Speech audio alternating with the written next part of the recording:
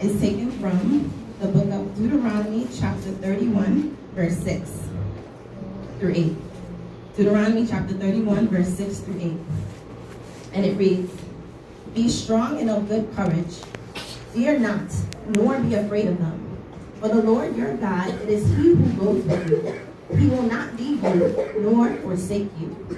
Moses called to Joshua and said to him in the sight of all Israel, "Be strong and of good courage, for you must go with this people to the land which the Lord has sworn to their fathers to give them, and you will enable them to inherit it. The Lord, he goes before you. He will be with you. He will not fail you, nor forsake you. Do not fear, nor be dismayed." Amen. Amen. My title for this message is "Don't Give Up." Amen. God's plan is unforsaken. Amen. Amen. People of God, there are times in life where you will go through challenges. You will go through struggles. You will go through trials and tribulations, whether it's at your job, at school, within your relationship, your health. But tonight I've come to tell you, don't give up, because God's plan for your life is unforsaken. Amen. The 3 points that I want to make tonight is God's plan for your life is unforsaken, because God will never leave you nor forsake you. Amen. Number 2, God has called you into greatness. Amen. Number 3, God has a plan for your life. Amen. So don't give up. God's plan is unforsaken. Tell your neighbor, God's plan for my life is unforsaken. And what does it mean to forsake? To forsake means to abandon, to desert, to leave out, to cast aside, to renounce or disown. But when God said he has a plan for your life and it's unforsaken, that means that God will not forsake his plan. God will not abandon his plan for your life. God will not disown it. God will not renounce it. God will not cast it aside. Hallelujah.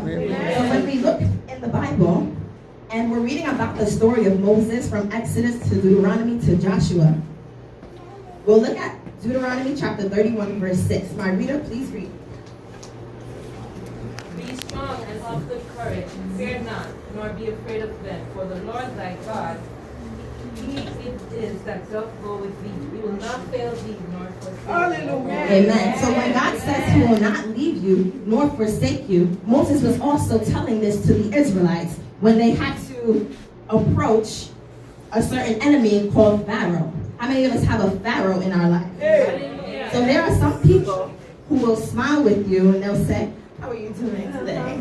Right? Wagwan. How are you doing? Oh, hey, Khalid. Right? But then those same people are the same people who are plotting evil against you. Behind your back, they're talking about you. They're trying to get you fired. They're trying to put you down. Well, this Pharaoh in the story of Moses was also the enemy. He wanted to see Moses fail. He wanted to see Moses be unsuccessful. He was waiting for that moment to say, "Ha! You thought your God could deliver the Israelites out of Egypt? You were wrong." He was waiting for that moment.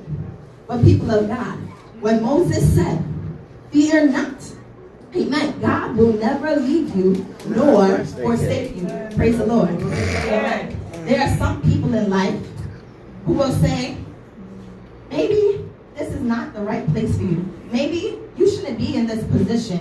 But people of God, when God has a plan for your life, that plan is unforsaken. Praise the Lord.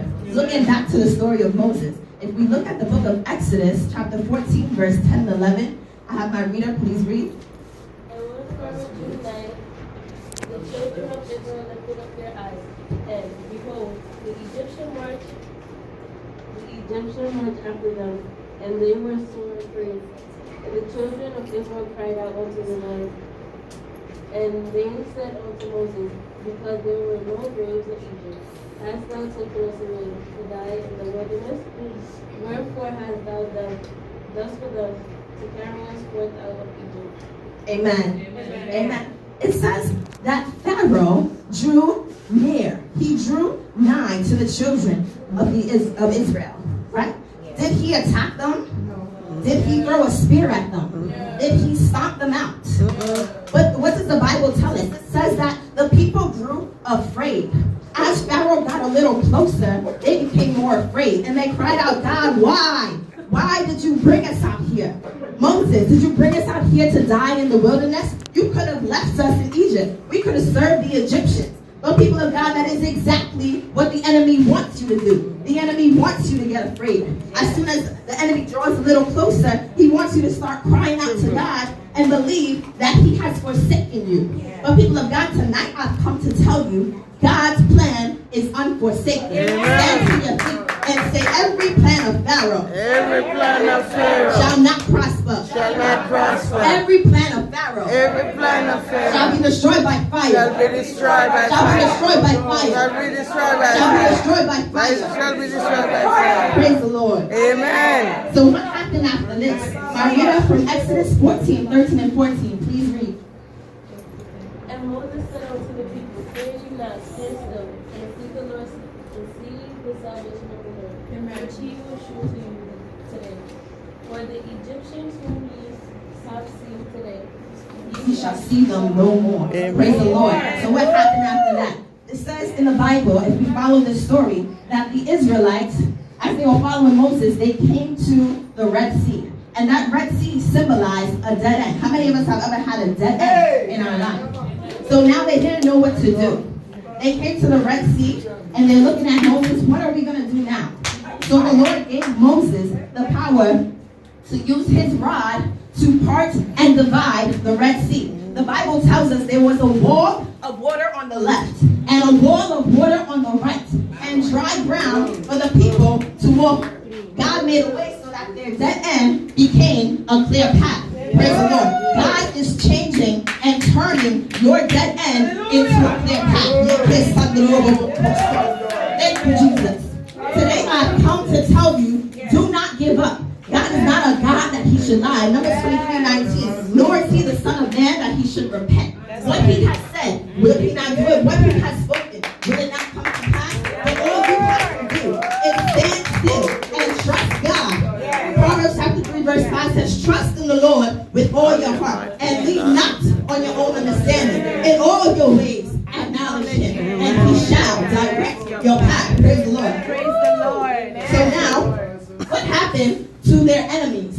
What happened to Pharaoh and the Egyptians? The Bible tells us that the Lord overthrew them. And God is a God of his word. As he says in Exodus chapter 14, 13 and 14, for the Egyptians who you see today, you shall see them no more.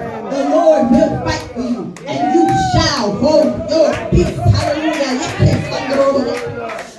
Praise the Lord. And as we're moving through our text in the book of Joshua, chapter 1, verse 1, our second point is God has called you. God has called you into greatness. Amen. Joshua was the successor of Moses.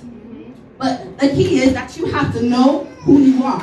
Jeremiah chapter 1, verse 5 tells us that God knew you before you were born. Before you were even formed in the womb, God knew you. But do you know who you are? Ask your neighbor, do you know who you are? 1 Peter chapter 2 verse 9 says you are a chosen generation. You are a royal priesthood. You are a peculiar people. God has called you out of darkness into his marvelous light. Praise the Lord. Matthew chapter 5 verse 14 tells you that you are the light of the world. I'm the light of the world. A city that is set on a hill cannot be hid. God has called you out of darkness to the light, to his marvelous light. Praise the Lord. So part of this is just because you go through a certain trial and tribulation doesn't mean that God is not there. Just because the enemy comes a little closer doesn't mean God has forsaken you. Just because you go through some problems does not mean that it's over and you've reached the dead end. God is getting ready to turn things around. So get ready and do not give up. Praise the Lord. Hallelujah. God wants to raise you to a higher level. And when he raises you to a higher level, you become a hot winner man. Say hot winner man. Now according to the Queen G Dictionary, 2nd edition, a hot winner man is not just someone who is a victor. It's not just someone who is unsuccessful. It's not just someone who has been through some pain and made it out successfully. It's not just someone who has been through the thorns and still trusted God and persevered. A hot winner man is a blazing, Fire. Fiery, Fire. smoky, incandescent, international, tropical, hot Twitter man. Ask your neighbor, are you a hot Twitter man? No, you have to do what I do. Are you a hot Twitter man? Praise the Lord. I hope you are a hot Twitter man. Because in order to be a hot Twitter man, you have to be in the game and not on the sideline. Can anyone volunteer to come up here and start turning some double dutch? Come up. Turn some double dutch. In order to be a hot winner man, you have to be in the game and not on the sidelines. Because if you're on the sidelines, that means you're just waiting. You're waiting and you're watching and you're saying, I don't know. I don't think I should go in. You're letting fear come and take over. Right? And God doesn't want you to be on the sidelines. God is trying to push you forward and you're saying, no, God, I'm not ready yet. He's trying to say, go in. Just trust me. You're saying, no, I don't think so. It looks a little troubling over there. The storm is over there. And God's saying is you just got to go. You just got to go. You just got to trust Him. And when you finally decide to trust Him, God is going to allow you to do some tricks. Right? And He's going to elevate you. He's going to allow your enemies to be a stepping stone to get to the next level. Praise the Lord. Hallelujah. I was thinking back to last week, Thursday, I think it was Minister Good News was giving a testimony. And she was saying something about, she was self-reflecting. She was looking at where she was before. I think Sister Natisha said it today too. Looking at where you were before and where you are now. And when you're self-reflecting, you're looking back, which means you're not at that step where you were before. God has now pushed you and allowed you to take some more steps to get to where you are now. So maybe you're the type of person that's saying, I could have lost my job, but I didn't. I could have been hospitalized, but I wasn't. I could have had a low credit score, but I didn't get that. Or maybe you're the type of person that said, I could have lost my job, and I did. I could have been hospitalized, and I was. I could have received a bad credit score, and I did. But people of God, it's all about perspective. Can I have 3 volunteers come to the front? Stand in a line facing this way. Spaced out. Praise the Lord. Say that. Amen. So now, if I'm standing in this position, I'm looking at this as my obstacle. This is my problem. And I'm looking at it, I'm saying I've reached a dead end. I can't move past this dead end. No matter what I do, it's not moving. I can't go past it. And that is when you open the door for more fear to come in the same way the Israelites did as soon as they hit a dead end. But God is telling you, if you just open your eyes and trust me, if you just not look at the situation in the physical, but use the spiritual and trust me, you can allow God to move you so that now your dead end has become a clear path. Maybe you lost your job so that God can open another door. You can apply for this position and receive a promotion.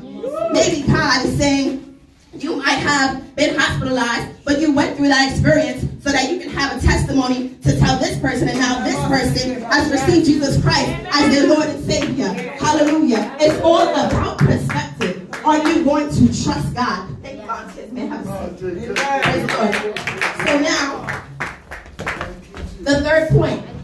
God has a plan. Say, God has a plan. God has a plan for your life. And when God has a plan for your life, we know that His plan is what? Unforsaken. We know that His plan is what? Unforsaken.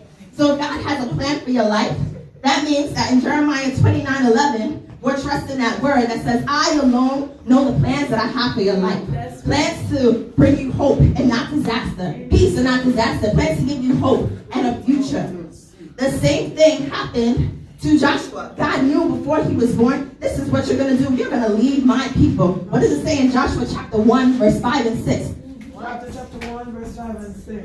Verse 5 says, there shall not any man be able to stand before thee all the days of thy life. As I was with Moses, so will I be with thee. I will not fail thee, nor forsake thee. Be strong and of good courage, for unto this people shalt thou divide, and for an inheritance the land which I swear unto their fathers to give them. Amen. Praise the Lord. God is not going to go back on his plan.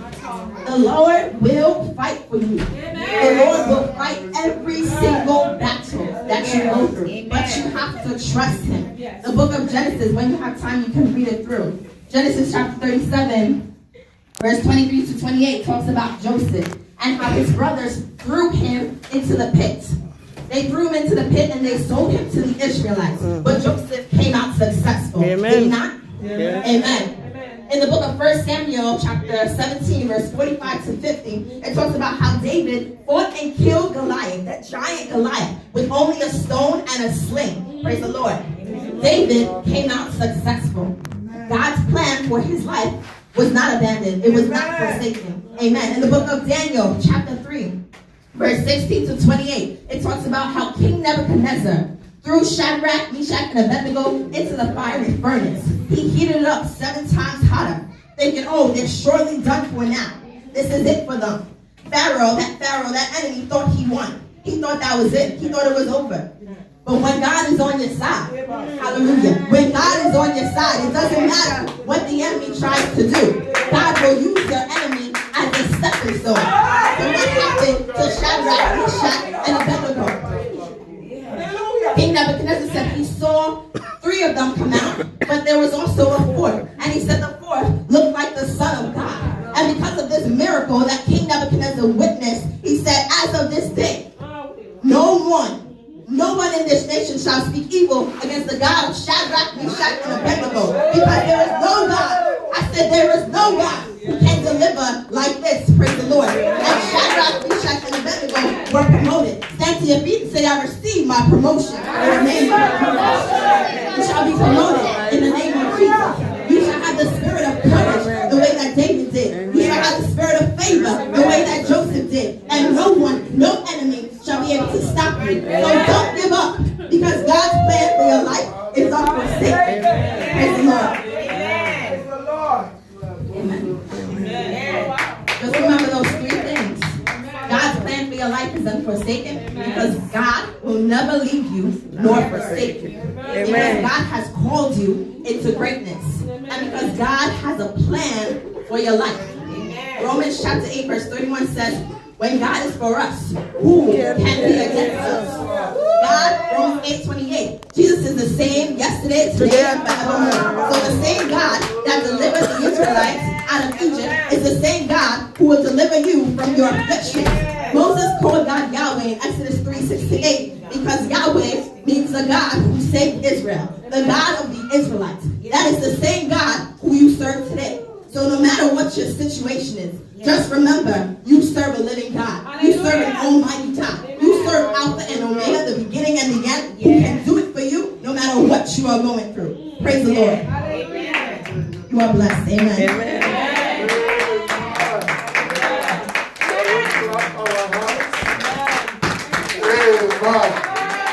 That's a word of mercy.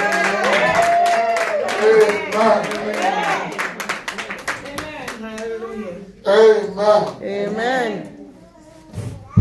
It's a wonderful message. Amen. Thank you, Lord.